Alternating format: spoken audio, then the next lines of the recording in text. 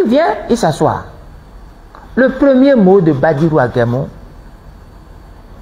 c'est de s'en prendre à Patrice Talon. Traiter Patrice Talon de tous les mots.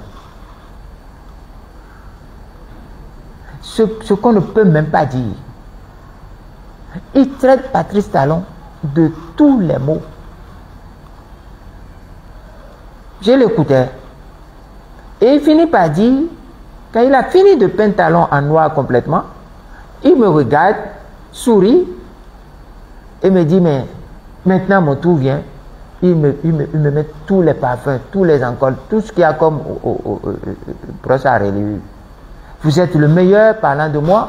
Tu es le meilleur, monsieur Azanaï. Tu es le génie. Tu as anticipé. Tu le connais.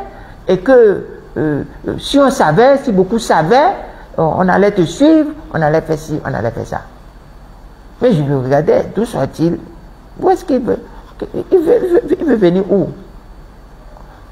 Les leçons que mon feu père, père à son âme, m'avait données me sont venues dans la tête.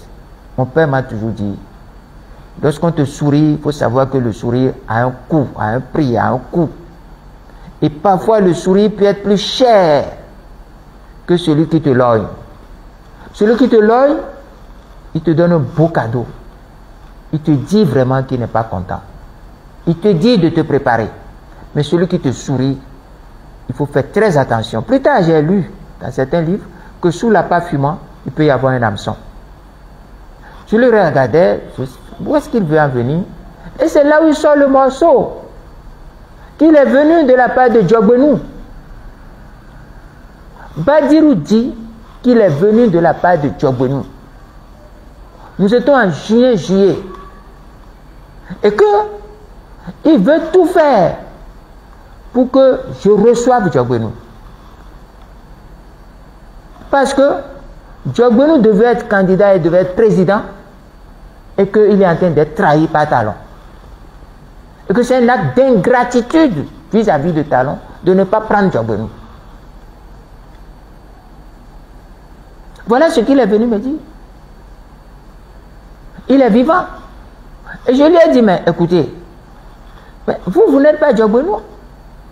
Il dit, oui, il semble que Djogbenou, vous ne vous entendez pas. Il dit, mais c'est un secret de Polichinelle. Je n'ai pas de grève contre lui. Je ne suis même pas de sa génération. C'est les petits, très loin. Je ne suis pas de sa génération. Je n'ai rien contre lui. Je ne l'ai jamais agressé. Je ne suis pas celui qui a provoqué. Mais regardez, vous parlez de Talon. Mais c'est Djogbenou qui a fait ci, qui a fait ça, non? C'est moi, j'ai pris sa main, ou ses propos, pour faire ci, pour faire ça. Il dit, non, grand frère, ne vous fâchez pas, il a besoin de vous, sans vous. Regardez-moi cela. Moi, venez me solliciter pour Djogbenou. J'ai dit, mais, professeur, ça ne va pas. Il me regarde et il dit quoi? Il dit, mais est-ce qu'il y a un problème personnel entre vous et moi? Toi, Guémon Badirou. Toi, Guémon Badirou et moi. Est-ce qu'il y a un problème entre nous? S'il y a un problème entre nous, on va régler. Mais s'il y a un problème entre Djogbenou et moi, s'il y a Djogbenou de régler, pourquoi il va passer par toi? Il connaît mon numéro.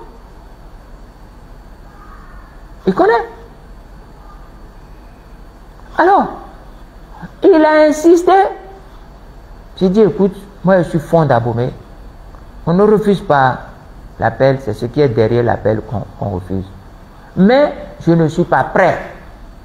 On pourra se rencontrer parce qu'il faut que je lui serve quelque chose pour qu'il quitte mon bureau, qu'il quitte ma maison. Je lui ai dit, bon, on verra ça après. Il revient. Il me dit que lui, il voyage, il veut que ça se passe. J'ai dit, mais non. Parce que si vous venez comme ça, et que vous insistez, c'est que vous avez un plan derrière la tête que moi je ne connais pas. C'est ça qui est dans ma tête. Je ne lui ai pas dit ça. Je me suis dit, mais il y a un plan que je ne maîtrise pas. Et je lui ai dit, moi je ne vais chez personne. Je ne vais chez personne. Et personne ne me rendra visite la nuit. Si vous êtes incapable, si tant que vous voyez que Talon est mauvais, et que vous êtes incapable de démissionner, de faire une déclaration, pourquoi vous voulez que moi je vous reçoive? Quand moi je n'ai pas été d'accord, moi j'ai démissionné. Vous vous dites que, il dit non, qu'ils sont déjà dedans, ils ne peuvent pas sortir. Il dit, mais vous êtes dedans, vous ne pouvez pas sortir. C'est moi qui vais vous faire sortir dedans.